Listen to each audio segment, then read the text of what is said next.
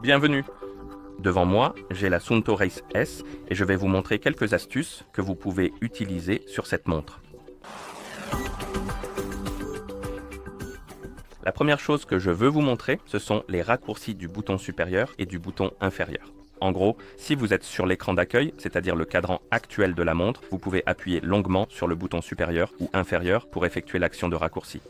Et par défaut, si votre montre est pratiquement neuve et que vous n'avez attribué aucune action à ces boutons, vous ouvrirez le menu. Mais moi, je les ai déjà attribués, donc pour les modifier, je dois appuyer longuement sur le bouton du milieu pour ouvrir les paramètres, puis sélectionner personnaliser, et ici, je dois trouver le raccourci du haut et le raccourci du bas. Alors, tapons d'abord sur le raccourci du haut et sélectionnons quelque chose, par exemple, disons la lampe torche. D'accord. Et pour celui du bas, choisissons quelque chose comme, je ne sais pas, peut-être les notifications. Voilà, donc maintenant mon raccourci du haut, si j'appuie longuement sur le bouton supérieur depuis l'écran d'accueil, cela allumera la lampe torche. Comme vous pouvez le voir, ça fonctionne. Et le raccourci du bas va ouvrir le panneau de notification. D'accord. Une autre chose que je veux vous montrer, c'est le widget épinglé. En gros, si vous faites glisser vers la gauche sur l'écran d'accueil, cela ouvrira cette page.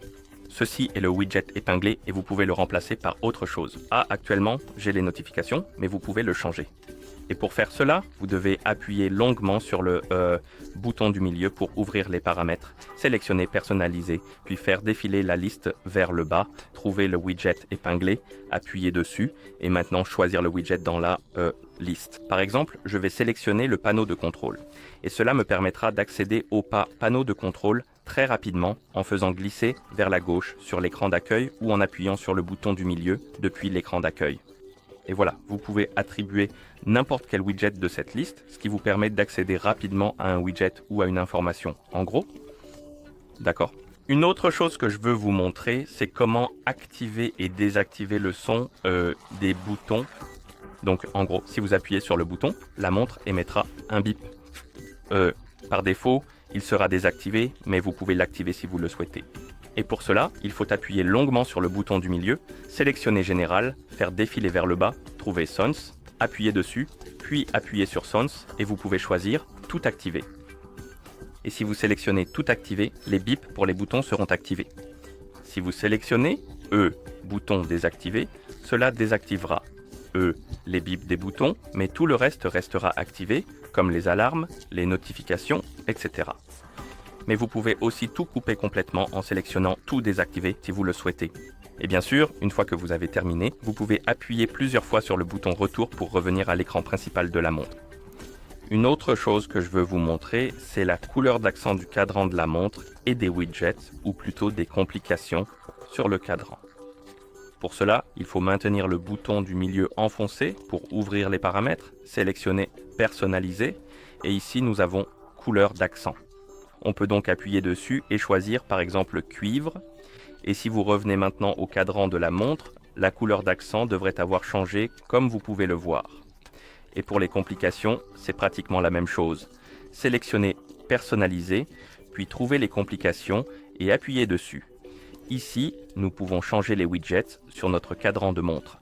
Vous pouvez en sélectionner un, trouver quelque chose qui vous plaît, par exemple les calories, puis ici, nous pouvons en changer un autre, peut-être mettre tout le temps, ici peut-être autre chose, par exemple si vous le souhaitez.